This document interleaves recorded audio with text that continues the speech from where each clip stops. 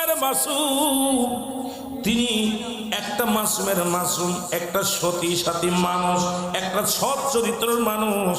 আর আমার যিনি মালিক, ইনি একজন জিনাকারিনী, অর্থের লোভে, সম্পদের লোভে উনি ওই ব্যবসায়ীর সঙ্গে হাত করে আল্লাহর ওলিরে খেদানোর ষড়যন্ত্র করেছিল। আমি জ্বলন্ত সাক্ষী।